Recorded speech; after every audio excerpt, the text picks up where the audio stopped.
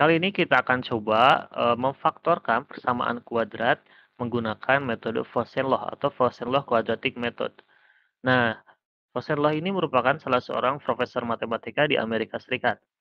Misalkan diketahui sebuah persamaan kuadrat yaitu x kuadrat ditambah 5x kemudian ditambah dengan 6 sama dengan 0. Nah, maka menurut aturan kuadratik baru itu kan dapat dituliskan dengan x kuadrat dikurangi dengan x1 ditambah dengan x2, kemudian ditambah lagi dengan x1 dikalikan dengan x2. Yang mana nanti hasil faktornya itu akan menjadi apa? X dikurangi dengan x1, kemudian x dikurangi dengan x2 sama dengan 0. Nah, maka kalau kita tinjau di sini bahwa x1, x2 itu, nah, itu akan sama dengan berapa? 5 gitu kan. Nah, atau kalau Kakak tuliskan x1 ditambah x2 itu akan sama dengan 5 atau negatif 5. Karena di sini bentuknya adalah negatif, maka di sini sebenarnya ditulisnya itu adalah negatif dikalikan negatif 5 gitu kan. Nah, maka x1 ditambah x2 itu sama dengan negatif 5. Selanjutnya, x1 dikalikan dengan x2 itu akan sama dengan berapa? Nah, x1 dikalikan x2 itu akan sama dengan C per A atau 6 gitu kan. Nah, atau 6. Kalau kita lihat dari bentuk ini, itu akan sama dengan 6. Nah, maka kita bisa menuliskan ulang nih, x1 ditambah x2 ini kita coba kalikan dengan setengah. Maka akan menjadi negatif 5 per 2. Kalau kita buat ke dalam garis bilangan, ada negatif 5 per 2. Kemudian di sebelah kirinya maka akan ada x1, di sebelah kanannya ada x2. Kenapa? Karena x2, x1, negatif 5 per 2 ini merupakan tengah-tengah antara x1 dan x2. Nah, jarak dari x1 ke negatif 5 per 2 kita misalkan U, maka dari negatif 5 per 2 ke x2 juga ya sama U juga. Kita bisa menuliskannya bahwa x1 itu sama dengan berapa? Negatif 5 per 2 dikurangi ke sebelah kiri itu ada x1, berarti dikurangi dengan U.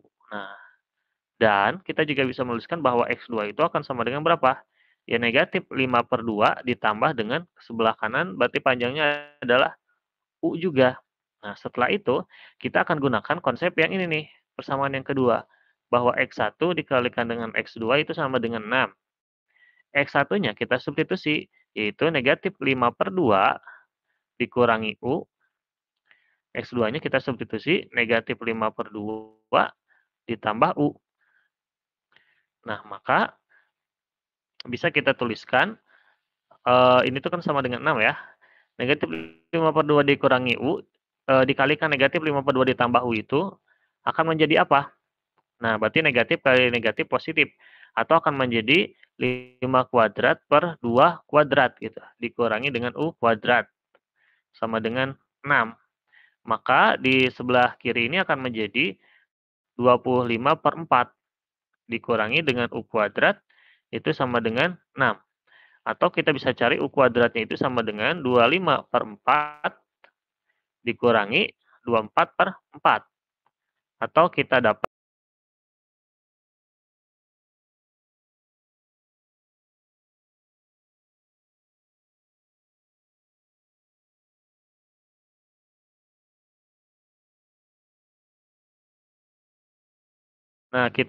U kuadratnya itu sama dengan 1 per 4 ya. Nah, U kuadratnya itu adalah 1 per 4. Atau kita dapat U-nya itu akar 1 per 4 atau setengah. Nah, kita udah dapat U-nya, tadi bahwa diketahui X1 itu sama dengan berapa? Negatif 5 per 2 dikurangi dengan U, gitu kan. Maka akan menjadi negatif 5 per 2 dikurangi setengah. Atau akan menjadi berapa? Ya, negatif 6 per 2 atau negatif 3. Inilah X1-nya. X2, negatif 5 per 2 ditambah U. Berarti nanti akan menjadi negatif 5 per 2 ditambah dengan setengah. Nah, atau menjadi negatif 4 per 2 atau negatif 2. Kita udah dapat X1 sama X2-nya. Maka kesimpulannya atau bisa kita tuliskan X1 ditambah 2 atau X saja ya, X ditambah 2 dikalikan X ditambah 3 sama dengan 0.